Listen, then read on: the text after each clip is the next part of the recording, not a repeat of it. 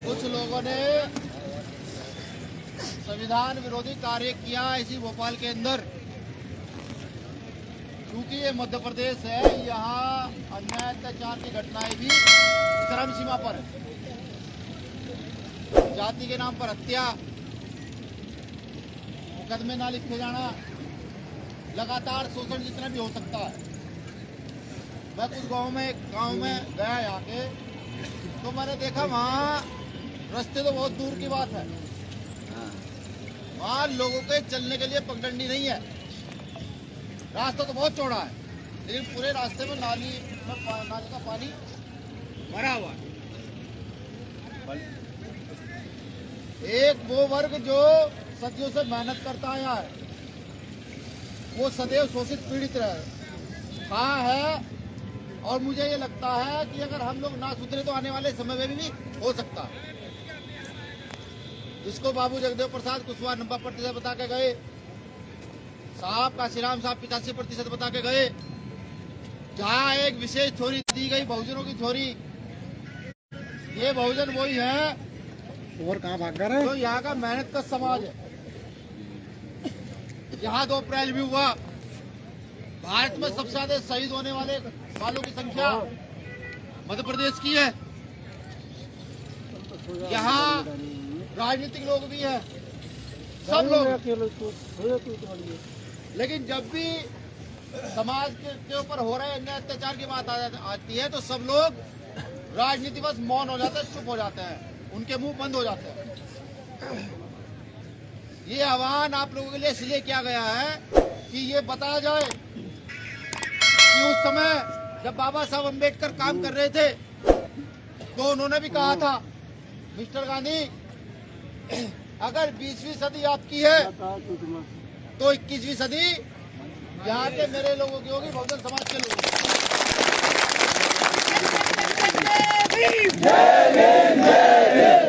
हमने शिक्षा ग्रहण की,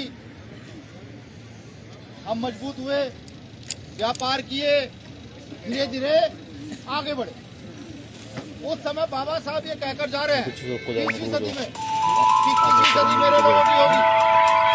ये बताना जरूरी हो गया। 55 मुट्ठी पर लोग आंदोलन करते हैं, सरकार भी उनके पक्ष में उतर जाती है। अब ये भी बताना जरूरी है कि हम संविधान को मानने वाले अनुशासित लोग हैं। अनुशासन कैसा कि कल यहाँ पूरे मध्य प्रदेश के कोने कोने से बहनें भी आएंगी, बुजुर्ग भी आएंगे, भाई भी आएंगे, सब लोग आएंगे। आपको खुद उनकी जिम्मेदारी निभानी है। आप जहाँ बैठेंगे वहाँ ये ध्यान रखेंगे अपने आसपास के चारों ओर कि यहाँ पर कोई व्यक्ति गलत तो नहीं है।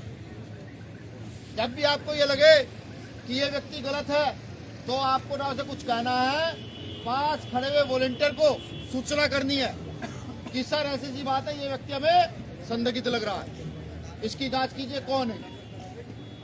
ये जिम्मेदारी आप सबकी है, कार्यकर्ताओं की सबकी जिम्मेदारी है। ये आंदोलन सफल होगा, ये तय है सफल होगा, क्योंकि बाबा साहब अम्बेडकर कह के गए। हम सब इस आंदोलन के सूत्रधार हैं। जितने लोग यहाँ हैं, जो लोग कल आएंगे, यहाँ से और जगह से भी आएंगे, हम सब लोग इस आंदोलन के सूत्रधार हैं।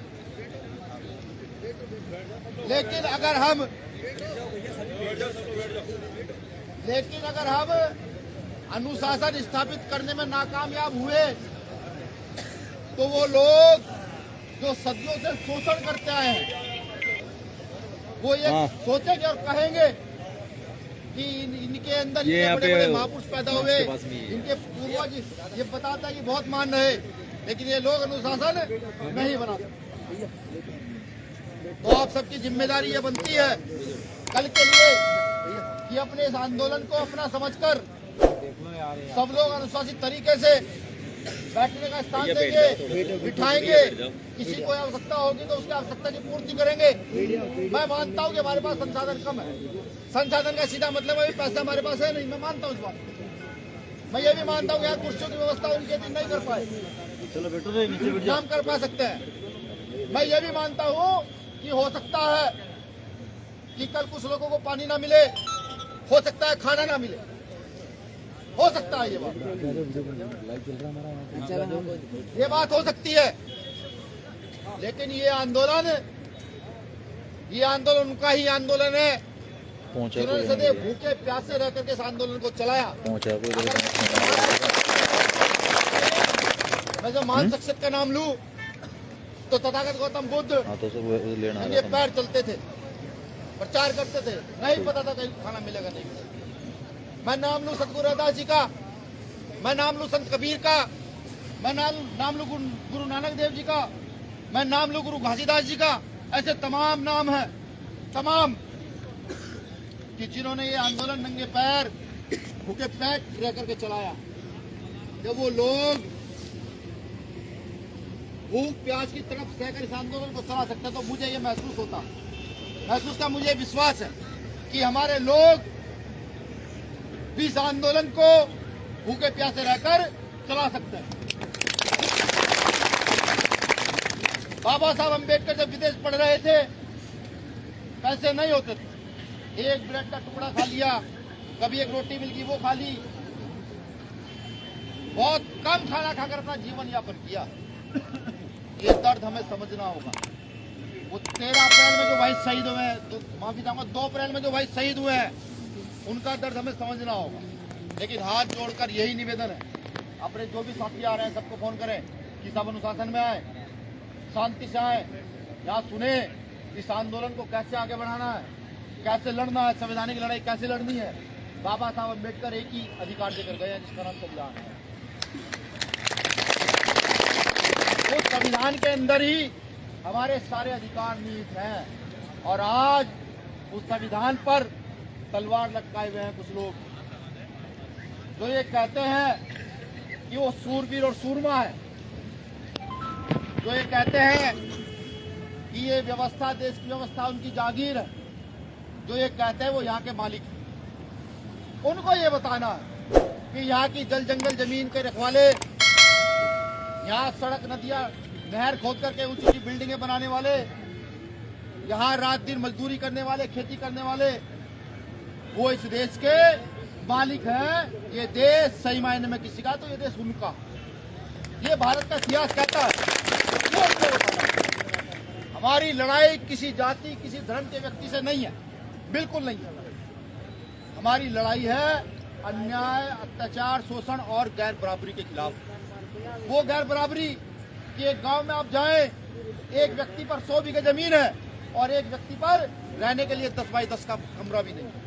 वो गैर बराबरी, वो गैर बराबरी कि शहरों में भी देखें कि हमारा व्यक्ति सुबह 4 बजे उठकर झाड़ू लगा रहा है, तनख्वाह उसको 5,000, 7,000, 10,000 मिल रही।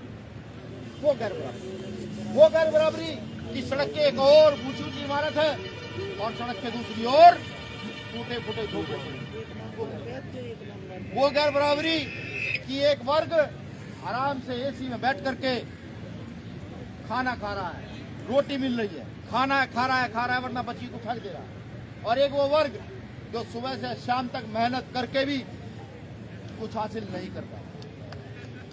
ये हमें समझना है, ये हमें यहाँ से लेकर जाना है। खास बात कि बाबा साहब अम्बेडकर 20वीं सदी में ये बात क्यों कहकर गए, क्योंकि बाबा साहब अम्बेडकर, मैं जहां तक मैंने उनको पढ़ा है, जहां तक मैं उनको जान चुका हूं कि बाबा साहब अम्बेडकर भविष्यवाणी करने वाले व्यक्ति नहीं थे। लेकिन फिर भी उन्होंने कहा कि 21वीं सदी मेरी। किस लिए कहा? उन्होंने इसलिए कहा कि जब मेरे लोग पढ़ लिख कर आगे की ओर बढ़ेंगे तो ये वोट की कीमत भी समझेंगे कि वोट क्या चीज है। हम वोट की कीमत नहीं समझ पाए, हमने सिर्फ वोट देना, सरकार बनाना और सरकार गिराना समझ लिया है। नहीं, कहीं ना कहीं अगर इस गैर बराबरी का कोई कारण है तो वोट भी। हमें वोट की कीमत समझनी है कि वोट की कीमत क्या है। हमें संगठनिक रूप से कैसे मजबूत होना, ये कल हम समझेंगे। संगठन में बड़ी ताकत होती है। हम यहाँ सब लोग खड़े हैं, ये संगठन की ताकत है, ये किसी एक अकेले व्यक्ति की ताकत नहीं है। ये भीम आर्मी संगठन की ताकत है और अन्य सामाजिक संगठनों की ताकत है कि आज हम सब लोग एक साथ इकट्ठे होकर अपने इस आंदोलन को चला रहे हैं। ये आंदोलन भारत के इतिहास का ऐतिहासिक आंदोलन बनने जा रहा है।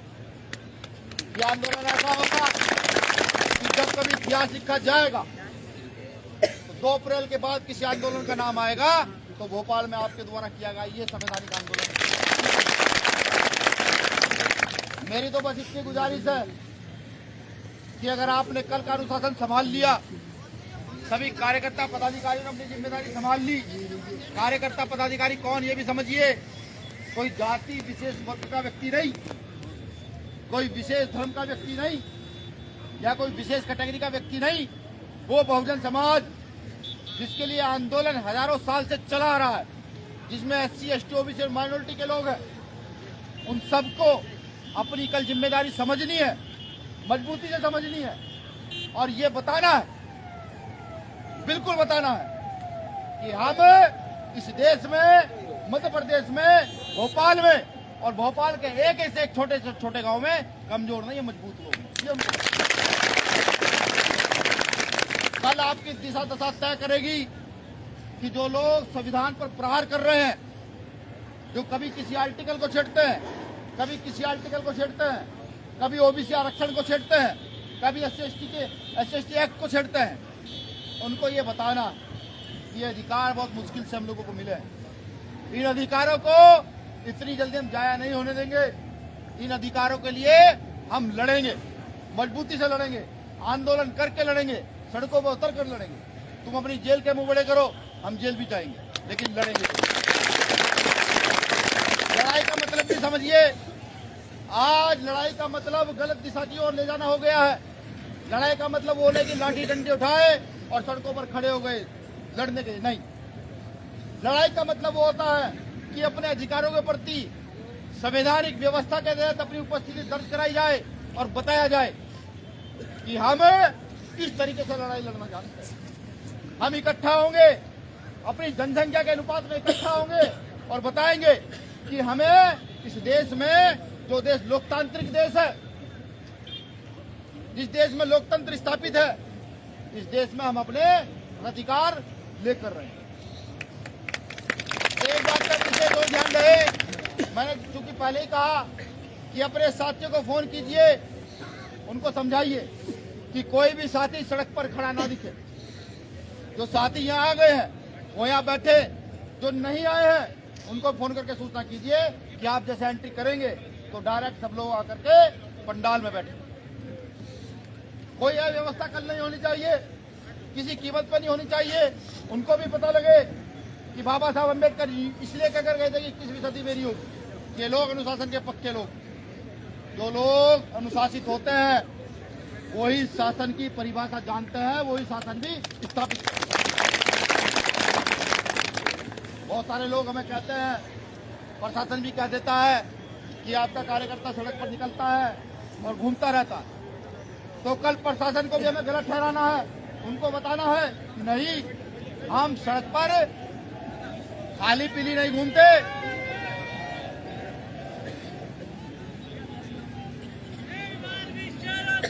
हम सड़क पर खाली पीली नहीं घूमते, हम अनुशासित लोग हैं।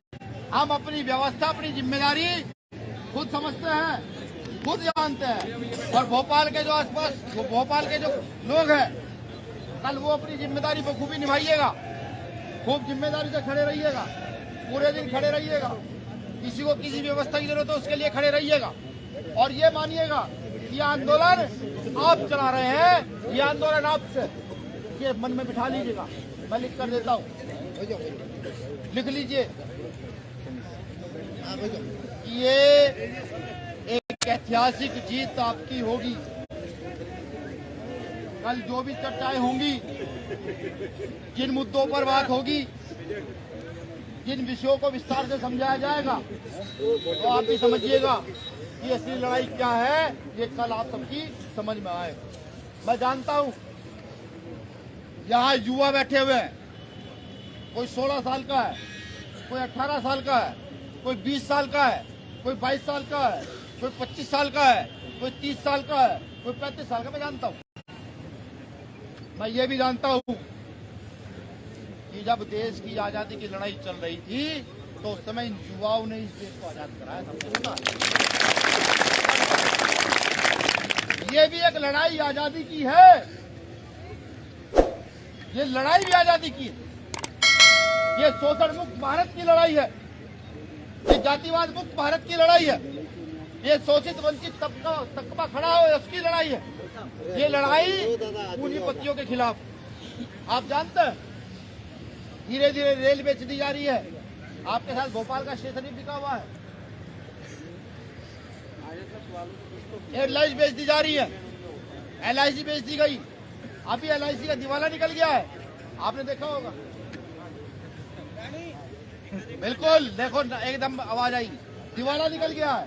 आप क्या समझते हैं उनमें जो पैसा जमा है, जो हमारे लोगों को 4th क्लास की नौकरियां मिली हुई हैं, जो थोड़े थोड़े पैसे करके मेहनत करके हम कमाते हैं, घर चलाते हैं, वो क्या हो रहा है?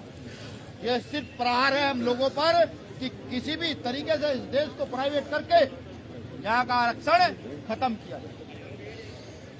हम तो हाथ जोड़कर बताएंगे, निवेदन कर बताएंगे और कहेंगे कि हमारी ताकत हमारी जनसंख्या और हमारा अनुशासन है, ये बताएंगे अपने। अब ये तो इतिहास जानता है, ये इतिहास जानता है कि ये कौम, जिस कौम के हम लोग हैं, ये जो बहुजन समाज है, इसका एक बड़ा इतिहास है, बड़ा इतिहास आज हम पढ़ रहे हैं, जिसके इतिहास का एक पन्ना बाबा साहब अम्बेडकर भी है, जिन्होंने बहुत मजबूती के साथ अपने इतिहास को सुनोया और हम सब लोगों को यहाँ तक खड़ा करने का दम दिया। अब हमारी जिम्मेदारी है उन महापुरुषों के आंदोलन को पूरा करना, हमारी जिम्मेदारी है काशीराम साहब के अधूरे सपने को पूरा करना, हमारी जिम्मेदारी है संविधान को बचाकर रखना, हमारी जिम्मेदारी है आरक्षण के लिए लड़ाई लड़ना, हमारी जिम्मेदारी है हर शोषित वंचित के लिए लड़ाई लड़ना। मुझे पूरी उम्मीद ही नहीं, पूरा विश्वास है मेरी इन कही गई बातों का आप पर असर होगा और कल का जो दिन होगा वो इतिहास का दिन होगा, वो यहाँ बहुजन आंदोलन चलाने वालों का दिन होगा और ये मैसेज बहुत दूर तक जाएगा कि आज देश के अंदर ऐसा भी वर्ग है जो बिना रोटी खाए, बिना पानी पिए इस आंदोलन को मजबूत कर सकता है। ये कल मैसेज आएगा, मुझे पूरी उम्मीद। कल हो सकता है, ये भी गौर से समझिए कि कल ये हो सकता है कुछ साथियों को बैठने के लिए सही जगह ना मिले, स्थान ना मिले, हो सकता है। कल ये भी हो सकता है कुछ साथियों को पीने के लिए पानी ना मिले। कल ये भी हो सकता है कि कोई वॉलंटियर आपको कहे कि आप साइड में बैठ जाइए, हो सकता है। उसको कोई अपमान न समझो, बिल्कुल ना समझो। अपने घर में अपमान नहीं होता। अपने घर में जब माँ बाप बड़ा भाई कह देता चल भाई साइड बैठ जा, डांट देता है, तो क्या वो अपमान होता? कल बहुत सारे मेहमान भी आपके बीच होंगे। मेहमान से मतलब ये है जो आसपास के जिलों से, आसपास के प्रदेशों से कुछ लोगों ने कहा भैया हम भी चलेंगे। हालांकि मैंने मना किया कि नहीं, कोई आवश्यकता नहीं जाने की। मध्य प्रदेश के लोग इतने मजबूत हैं कि वो खुद आंदोलन को चला लेंगे। मैंने कहा कि नहीं भैया, हमें लगता है कि हमें अपनी हिस्सेदारी निभानी चाहिए।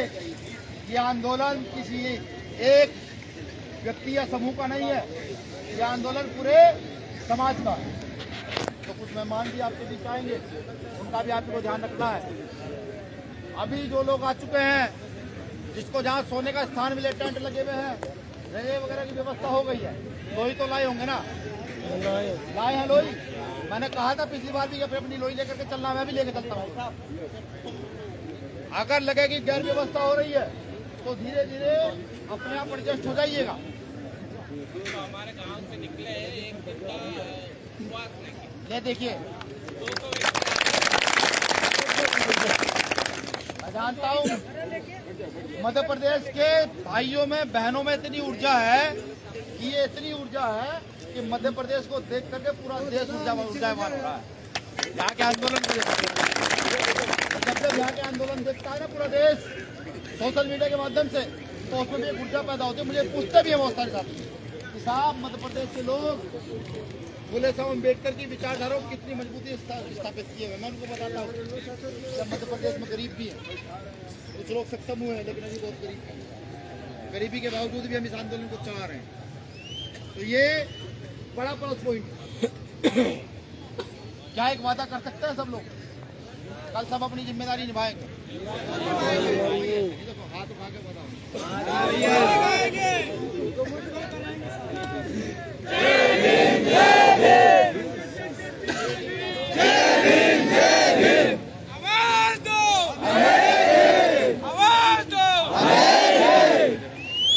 देखिए जो गाड़ियां आज यहाँ आ चुकी हैं या जो कल आएंगी, वो सारी गाड़ियां जम्बूरी मैदान जाएंगी। यहाँ से सब गाड़ियां जो यहाँ आ चुकी हैं उनको जम्बूरी मैदान या तो सुबह पहुंचा दे, अभी पहुंचा दे। जो साथी आ रहे हैं गांव-गांव से, उनको भी कहेगी सारी गाड़ियां जम्बूरी मैदान आप पहुंचा दें, जिससे कोई अव्यवस्था ना हो, क्योंकि कल पूरा मध्य प्रदेश का बहुजन समाज यहाँ उपस्थित रहेगा। तो स्थान की वजह से किसी को कोई परेशानी नहीं होगी। मैं भी चंद्रशेखर भाई को फोन करके बता दूंगा, भैया 2-3 हजार लोग इकट्ठा हो चुके हैं और उन्होंने वादा किया है कल खुद ब खुद व्यवस्था देखने का। क्या दूं पूरी जिम्मेदारी से? बेइज्जती तो नहीं करोगे? जिम्मेदारी निभाओगे? मुझे पूरी उम्मीद है। एक खास तौर से युवा जो 20-25 साल के हैं, अग्रेसिव बहुत होते हैं, एकदम से लड़ने लगते हैं। नहीं, बिल्कुल नहीं। किसी के पैर पर पैर धरा गया तो कहोगे अच्छा बताऊं? बिल्कुल नहीं। कल पैर पे पैर धरा जाना सम्मान की बात है। जब ये भरेगा तो पैर पे पैर ही धरा जाएगा, ये सम्मान होगा। जिसके पैर पर दूसरे का पैर रखा गया तो अपने आप को सम्मानित महसूस कीजिएगा, गौरवान्वित महसूस कीजिएगा।